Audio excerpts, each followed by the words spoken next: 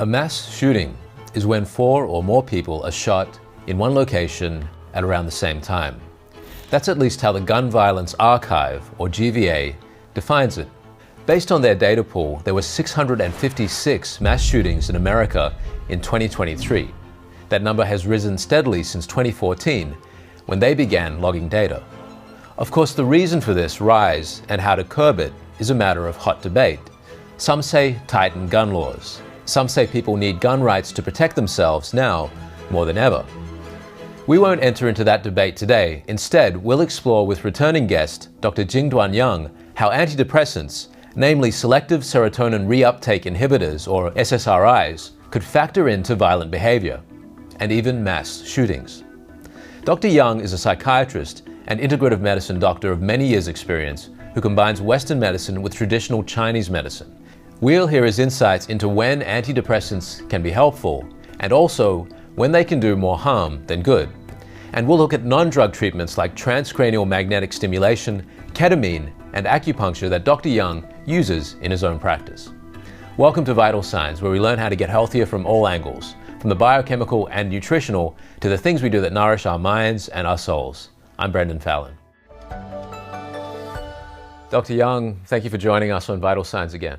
Thank you for having me. In terms of the rise in mass shootings in America, there's been some speculation that the use of antidepressants could be related to this. As a psychiatrist with many years' experience, you've prescribed patients antidepressants in your own practice, I imagine. What's your take on this, the idea that antidepressants, particularly these selective serotonin reuptake inhibitors, SSRIs, could be connected to mass shootings? Well, in my practice, I have not observed that. Although some patients does experience some increasing aggression and increasing agitation and anxiety and so on and so forth, and sometimes increasing suicidalities. But I haven't personally observed anybody who end up being criminally violent or involved in gunshotting.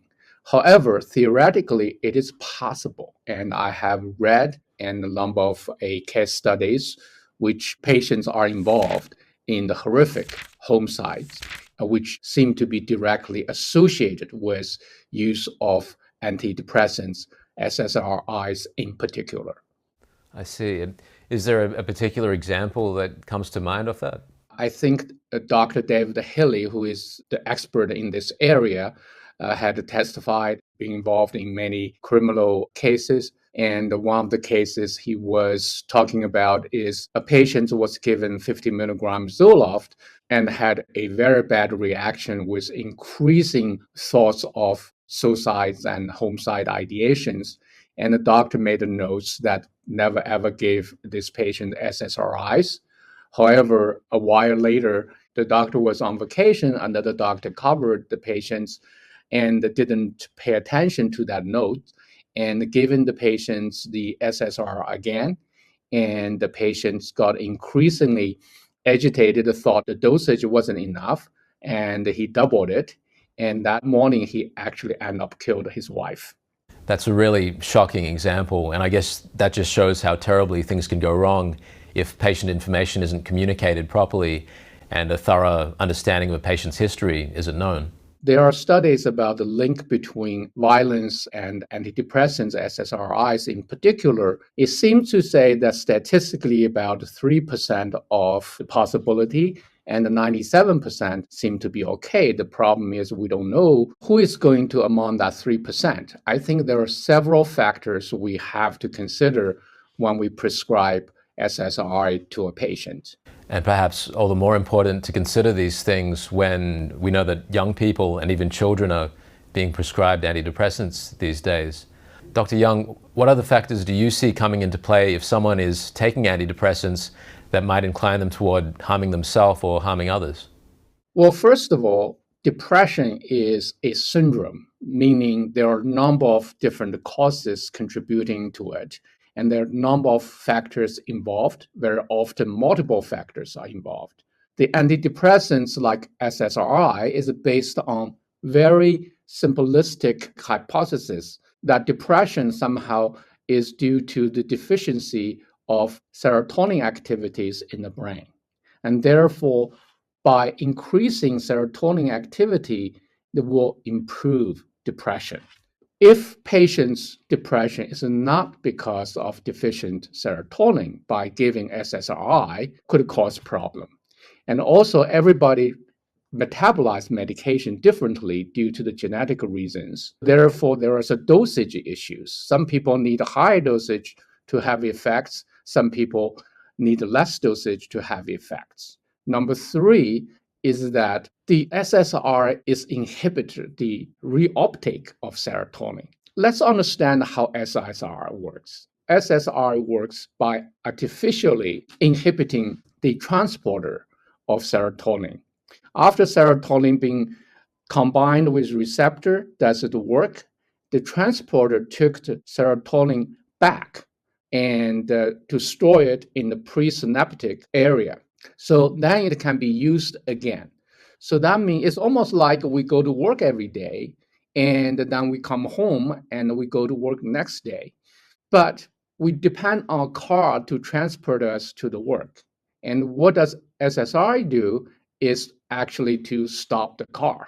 Therefore, we will be working longer hours. Working longer hours temporarily can increase your effectiveness or efficiency, but in the long run, it can cause problems, can cause a deficiency in functionality. By making the serotonin stay in the receptor for longer time, real issue is the serotonin and serotonin receptor does not only exist in the part of the brain we think it helps regulate mood. It exists in everywhere else in the brain and involving sleep, appetite, cardiovascular functions, and sexual functions as well. So therefore, it causes a lot of unintended side effects. It was described to me once that using antidepressants is a bit like using a chainsaw to cut a piece of paper in some individuals' cases. With it being so hard to isolate or impossible to isolate the effect of SSRI to mood regulation, what have you seen? What other unwanted effects have you seen coming through with SSRIs? Well, number one, it can cause disinhibition, make people have less ability to control their impulsivities, which can cause problem. Number two, if patients has a trouble metabolize the SSRI, that means they can cause so-called serotonin syndrome. One, the serotonin syndrome is very similar to condition we call the delirium. Basically, people get disoriented from the people, place, and time. People also can have a visual hallucinations. And so in those states of mind, people can be dangerous or can be dangerous to themselves or to others. And also commonly people complain about being sexually numb or have reduced libidos. Some people report high blood pressure. Some people report weight gain, and some people report a paradoxic effect, means they feel more anxious, more depressed, even suicidal. There's a reason for that, and we can talk about that later.